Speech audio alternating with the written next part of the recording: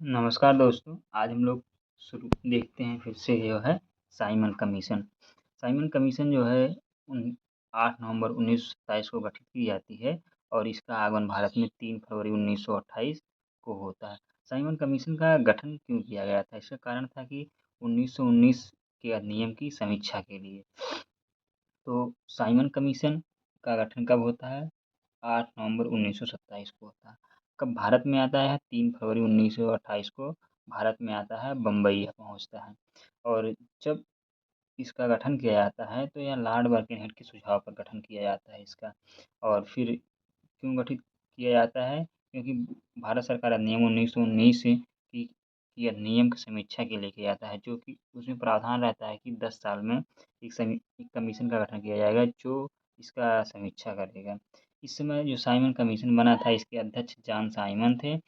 इसके अतिरिक्त जो है 7 अन्य सदस्य थे, लेकिन सभी सदस्य जो थे अंग्रेज थे। इसी को लेकर के ज़्यादा विरोध हो रहा था कि हमारी ही समीक्षा करने आ रहे हो और हम ही लोगों को इसमें शामिल नहीं कर रहे हो। तो लोगों ने इसका विरोध किया और इसको कहा श्वेत कमीशन। इसमें जो है और सारी चीज़ें जो घटनाएँ घटती हैं, काला झंडा दिखाया गया। इसके साथ-साथ जो है साइमन गो बैक का नारा लगाया गया, साइमन गो बैक का नारा लगाया गया। साइमन गो बैक का नारा जो है यह यूसुफ मेहर अली के द्वारा दिया जाता है। यह क्वेश्चन कई बार कई जगह पे एग्ज़ाम में आया है तो इसको ध्यान रखना। साइमन गो बैक का नारा किसने दिया? यूसुफ मेहर अली ने दिया।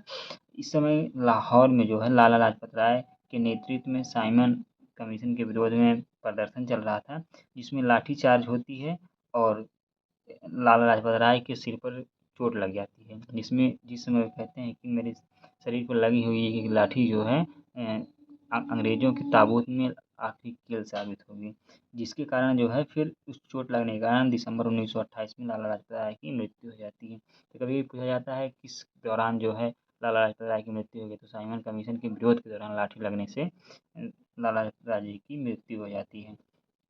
फिर लखनऊ में जो है जीवी पंत के नेतृत्व में विरोध किया जा रहा था और उनके सहायक के रूप में नेहरू जी थे। फिर फरवरी 1900 और कुछ चीज़ें हैं, जैसे फरवरी 1928 से लेकर के अप्रैल 1929 तक जो है साइमन कमीशन 2 बार भारत में आया था। फिर मई 1930 में इसने अपनी रिपोर्ट दी थी। ये आया था कि प्रांतों में द्वैध शासन समाप्त कर उत्तरदायी शासन, जो उसने अपनी रिपोर्ट में लगाया था। कहा था कि प्रांतों में द्वैध शासन समाप्त कर जो है एक उत्तरदायी शासन की स्थापना किया जाए। और फिर उसने सुझाव दिया था कि साइमन कमीशन ने एक संघीय संविधान का निर्माण किया जाए। और फिर तीसरा सुझाव यह था भारत को बर्मा से अलग किया जाए।